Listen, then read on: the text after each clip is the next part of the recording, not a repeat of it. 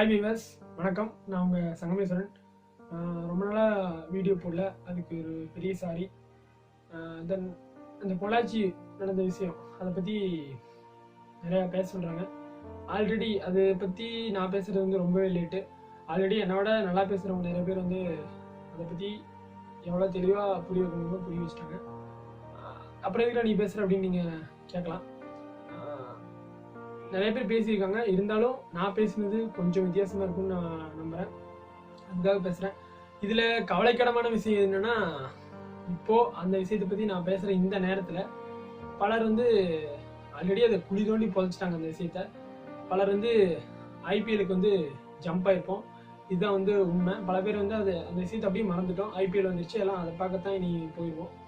First இதை இப்படி நினச்சின்னு நிறைய பேர் பேசிட்டாங்க, அதை பற்றி விட்டுருவோம். ஃபஸ்ட்டு இது காரணம் என்னன்னு பார்த்தீங்கன்னா, இது மூல காரணம் அப்படின்னு பார்த்தீங்கன்னா, இப்போ இருக்கிற ஜென்ரேஷன் என்ன பண்ணுறாங்கன்னா, என்னை சேர்த்தா சொல்கிறேன்,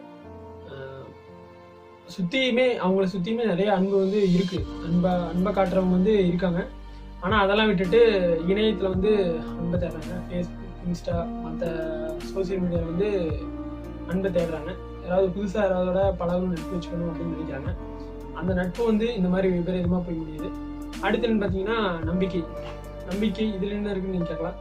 இப்போது எக்ஸாம்பிளுக்கு வந்து நான் என்னோட பெண் தோழி வீட்டுக்கு என்னோட பெண் தோழி வீட்டுக்கு நான் அவளை பார்க்க போகிறேன் அப்படின்னா, அந்த வீட்டில் அவங்க என்னை அலோவ் பண்ணுறாங்க அப்படின்னா அது ஒரு நம்பிக்கை. அந்த பேரண்ட்ஸ் வந்து ஒருவேளை இப்போ கூட அவளை நான் வந்து வெளியே எங்கேயோ கூட்டிகிட்டு போகிறேன்னா, அந்த பெற்றோர்கள் வந்து நம்பிக்கை வச்சு தான் வந்து அந்த பொண்ணை வந்து என் கூட வெளியே அனுப்புவாங்க.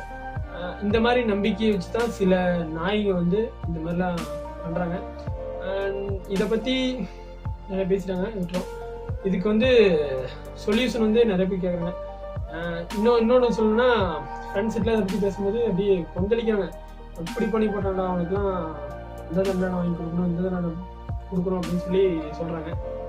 ஆனால் ரியாலிட்டி என்னன்னு பார்த்தீங்கன்னா, அதெல்லாம் எதுவுமே நம்ம நாட்டில் வந்து முடியாது.